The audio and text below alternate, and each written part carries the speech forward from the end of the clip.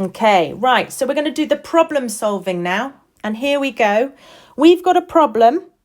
And I'm going to show you again. Caterpillar skids into the story. He goes through the story, munch, munch, munch, gets to the cocoon, becomes a butterfly. And then the cocoon grows at the wrong time of the story. So let's see. Now, remember we had the motion path. We want the caterpillar to stop at the cocoon to grow, and then the caterpillar moves to the butterfly. So I'm going to click on my second build. That's where the caterpillar moves, and I'm going to click down the bottom to where we have got the caterpillar, and it shows us his path. And I'm going to show you, I want to redraw the path now. I'm going to get him to go through the story, munch, munch, munch, munch, munch, munch, munch, and across to the middle where he's going to get tummy ache, have to put that in. And then we're going to get him to stop at the cocoon. Done. So you can see now that I have got something happening.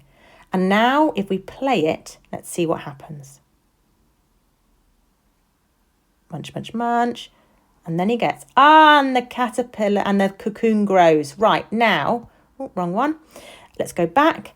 Okay, I've noticed a problem. And my problem is that the caterpillar is sitting on top of the cocoon. And I'm going to show you what I want to happen. So that when he goes to the cocoon, I want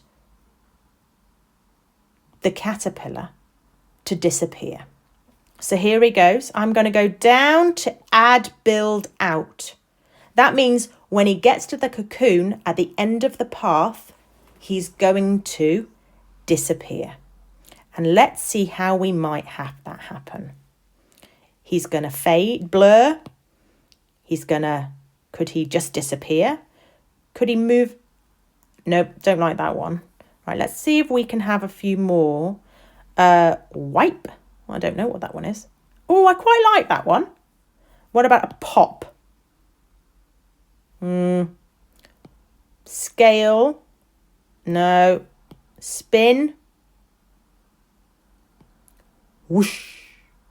I quite like that one. That's my favourite so far, but let's have a look at crumble or diffuse. Yeah, I'm going for diffuse. Right, so there we go. When he gets to the cocoon, he's going to diffuse. Click on the little cross on the left-hand side. Tap. And remember, we want it to be after build 3. Let's have a look at our build list. Number 1, he skids into the story. He does his path going through the elements of the story. He gets to the position where he is at the cocoon. The cocoon is then going to scale up and down, and then we have him disappearing. Let's see if that works. There he goes through the story. Up. No, it doesn't work. All right, I've got to change it again. Right, I'm going to go back to here. Nope, I'm going to go back to there.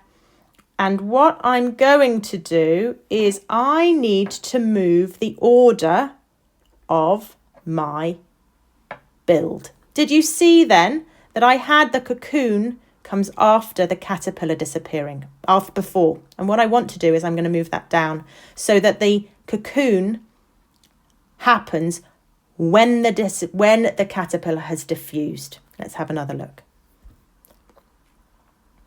There we go. Now I've thought of something else I could do, and I'm going to make sure I'm clicking on my build order because I want this to happen to the cocoon, and I'm going to add a build in. Can you have a think about what I might do? I'm going to click appear. So he'll appear, and then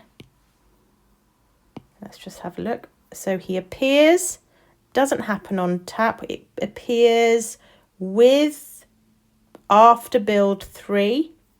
So once the caterpillar has got there, the caterpillar diffuses, the cocoon appears, and then the cocoon scales. And let's have a look. Are you ready?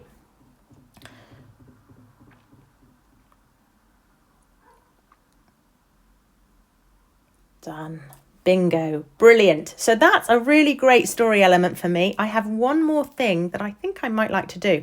I want to put in some way of telling the story that the cocoon breaks apart and the butterfly comes out, but I don't know how to do that, so I'm going to have a think. How would you tell that part of the story?